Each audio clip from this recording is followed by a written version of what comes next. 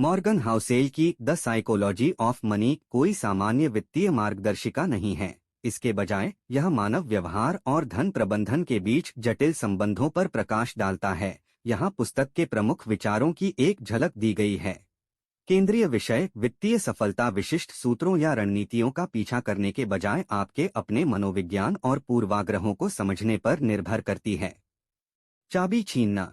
भावनाएं और पूर्वाग्रह हमारे वित्तीय निर्णयों में महत्वपूर्ण भूमिका निभाते हैं, जो अक्सर तर्कहीन विकल्पों की ओर ले जाते हैं।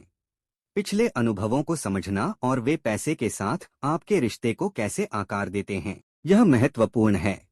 धन लगातार आदतों से बनता है, एक बार की आकस्मिक अप्रत्याशित लाभ से नहीं। बाजार के उतार चढ़ाव से निपटने के लिए दीर्घकालिक परिप्रेक्ष्य और धैर्य आवश्यक है। खुशी और सफलता केवल आपकी वित्तीय स्थिति से नहीं मापी जा सकती। संरचना। यह पुस्तक परस्पर जुड़े निबंधों और कहानियों का एक संग्रह है, जो इसे विचारोत्तेजक और आकर्षक दोनों बनाती है। यह तकनीकी शब्दजाल से बचता है, मजाकिया और प्रासंगिक आख्यानों को प्राथमिकता देता है। प्रमुख बिंदु। अमीर बनना बनाम अमीर बने रहना।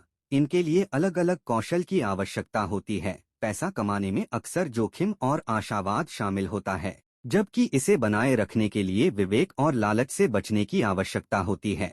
समय आपका सबसे बड़ा सहयोगी है। चक्रवृद्धि ब्याज और लगातार बचत समय के साथ महत्वपूर्ण संपत्ति बनाती है। आप जिस पर नियंत्रण रखते हैं उस पर ध्यान केंद्रित करें। बाजार के उतार चढ़ाव या उन चीजों पर ध्यान न दें जिन्हें आप प्रभावित नहीं कर सकते। अपने निर्णयों और आदतों पर ध्यान दें। भाग्य और सौभाग्य सफलता में उनकी भूमिका को स्वीकार करें, लेकिन उन पर ज्यादा जोर न दें। एक लचीली वित्तीय रणनीति विकसित करने पर ध्यान दें। ट्रेड ऑफ और अवसर लागत। प्रत्येक निर्णय एक लागत के साथ आता है। यह पहचानने से कि आप क्या छोड़ देते हैं, आपको सूचित विकल्प चुनने में मदद मिलेगी। इसे किसे पढ़ना चाहिए?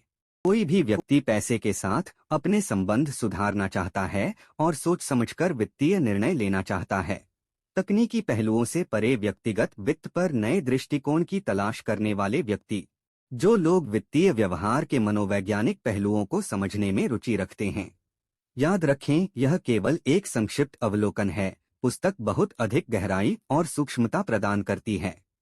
मुझे आशा है कि यह सारांश उपयोगी होगा। पुस्तक या इसकी अवधारणाओं के बारे में आपके कोई भी विशिष्ट प्रश्न बेझिझक मुझसे पूछ सकते हैं।